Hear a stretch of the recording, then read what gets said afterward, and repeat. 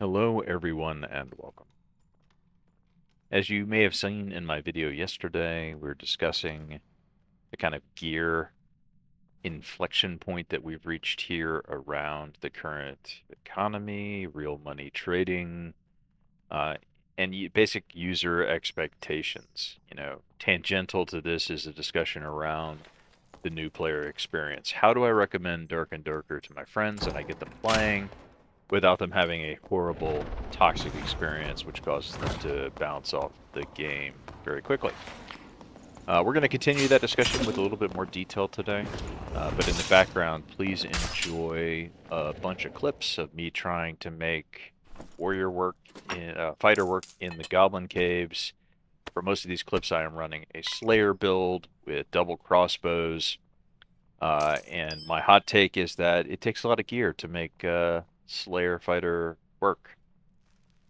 I experiment with different builds and different sets to varying degrees of success, and they're just simply countered by the correct build in an assorted number of classes. But without getting into that gameplay, let's talk about where Dark and Darker is right now. Dark and Darker has an amazing core gameplay loop. It is tons of fun. Anyone who gets exposed to it for any amount of time realizes that there's really something special here that needs to be explored. And I think a lot of the despair in the community right now is driven by the fact that we are just routinely failing to live up to that potential. In the last month and a half, Iron Mace has announced several extremely well-received player quality of life improvements. First in the form of, the under 15 lobbies, which were, welcomed with open arms, and then, gear caps for certain instances. And these are nibblings around the problem. But let's just step back for a second and recognize that striking the balance between a skill-based competitive game and a minority of players' ability to wage economic warfare against other players is very, very hard. Add to that fact that real money trading has essentially ruined the high-end experience, coupled with, Iron Mace being woefully understaffed to tackle these kinds of issues concurrent to items on their product roadmap. You kind of get us to where we are today. And so, as gamers, we have a lot of passion for the games that we love, but let's step back real quick and not necessarily go into a deep dive around the dissatisfaction, which I feel is turning away the core of the game.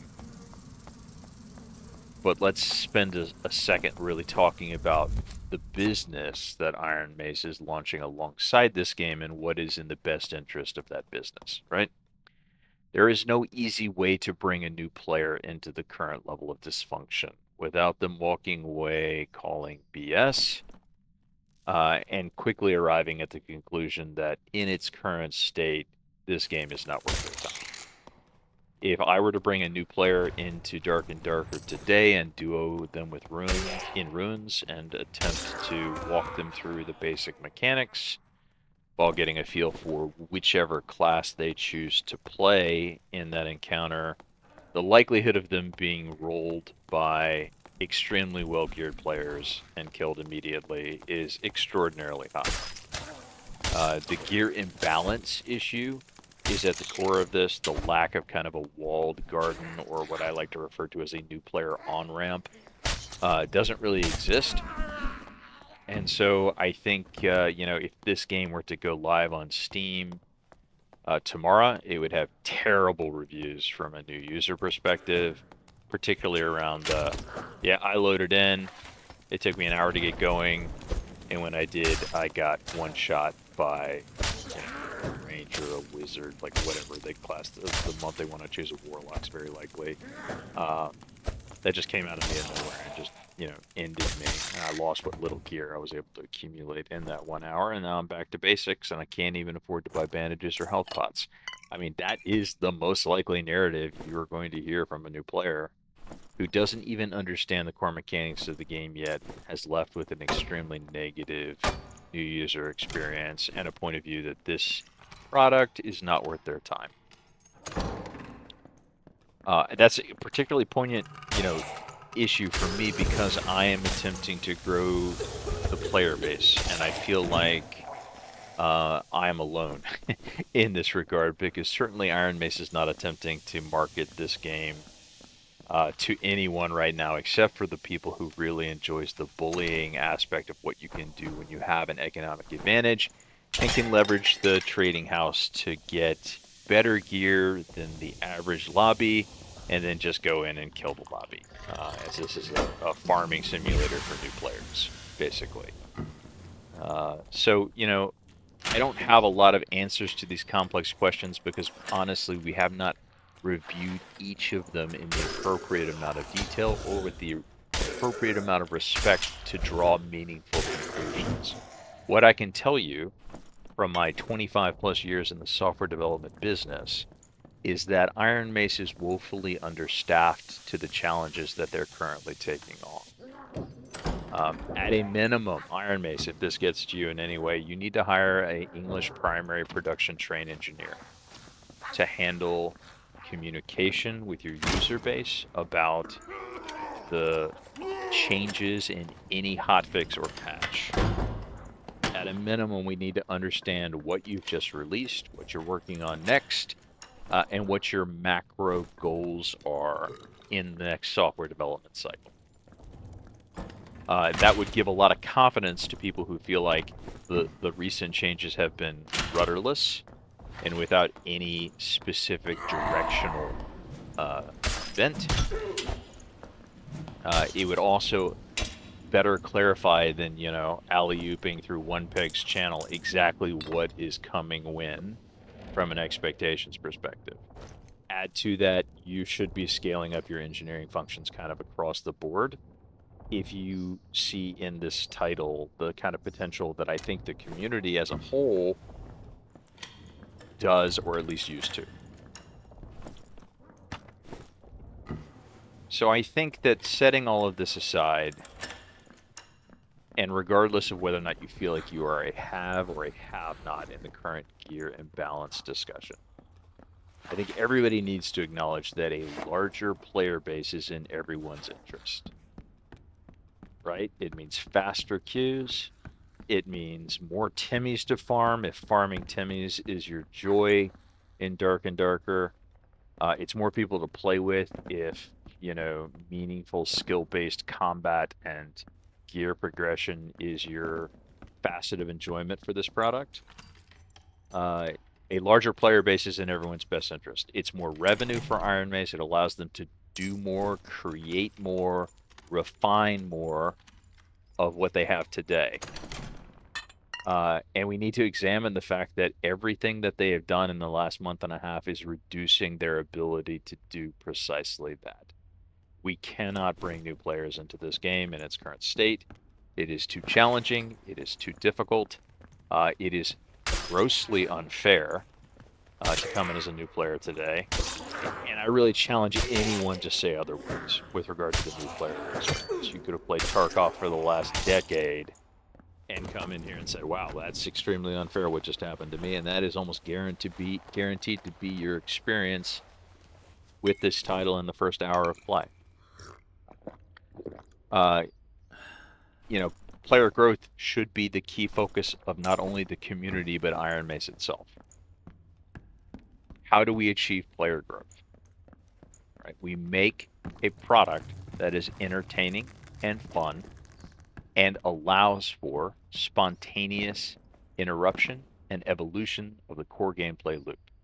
Anyone who has played this game has fallen in love with the core gameplay loop. We just need to make that loop available to everyone without interference.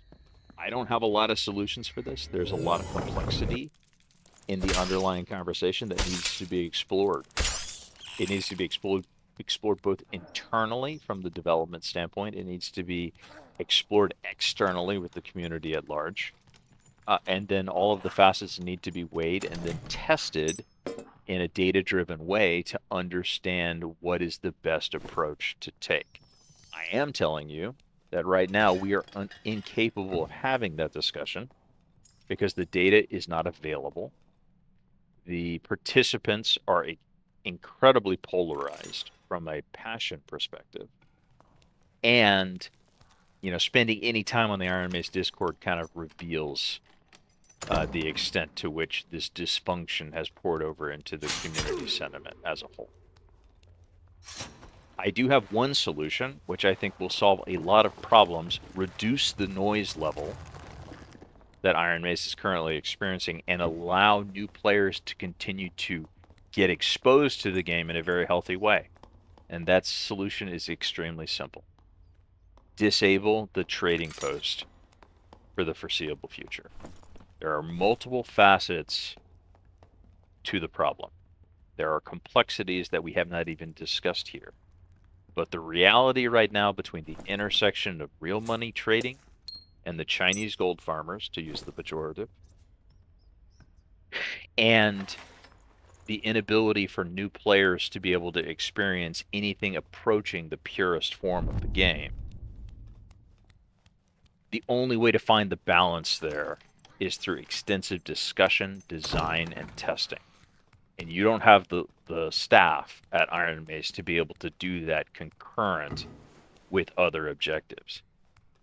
The current lack of staffing is contributing to the overall decline in the product while you attempt to juggle too many balls and spin too many plates while allowing the existing toxicity to continue or even multiply. This is pretty much my favorite game that I've played in the better part of the last decade. It is super strong, and even I am thinking about, is it time to take a break for a month or two to see if they are able to emerge out of this with any kind of coherent answer to these problems. The only thing to keep a majority of people engaged with this product while you continue to turn the dials and the knobs that lead into the equation of, fairness in gameplay versus, value of economic resources and how they're used, is to simply turn off the noise right now. And the only way to do that is to turn off trading. I don't see anything really wrong with the merchant system as is. I think that can go live, no problem. But regardless of its form, auction house or trading, you're not going to be able to adequately solve the real money trading issue. No game has successfully been able to really do that, from much larger MMOs down to Counter-Strike to, Tarkov. Like, you're not going to be able to solve that problem in a vacuum. You're certainly not going to come up with a fast solution in weeks or months to do so. And until then, the only people who are, getting punished by it are your customers. And right now, you can't bring in new customers to this product. They're simply, unless they're jumping into an already established three-man operation, who have the economic resources to be able to kind of twink them out and protect them while they, get their feet under them. With the exception of that very unusual scenario, you're not going to get new players to come and play this product. They're going to bounce off it very, very quickly. And all of that really lies at the feet of the imbalances introduced by the trade post. That just needs to be disabled if you want to see any kind of player growth during early access. And until you have an adequate position and a coherent explanation of why it's in the best interest that we continue to allow people to wage economic warfare against the masses, that just needs to be disabled, like hands down. There's been some rumors floating around, unsubstantiated, unconfirmed rumors, that you're discussing putting in an iron mode, which is a solo player only mode, which may only include goblin caves, but allows you to basically have a character that only goes into matches, with other people who are in this mode, and it's found here only. I think you're just kind of tipping your hat towards the obvious truth, which is the game is more fun on the day after wipe. Right? Even in your tournaments, you don't allow the trade post access. Trading is bad for the game. It's simply creating a toxic and unfun player experience, and the sooner you turn it off, the more likely it is that you'll have enough time to actually develop the product that you want before, community sentiment completely turns against you. Not a happy message today, but if you enjoyed this content, please like and subscribe. I'll see you guys in the next one.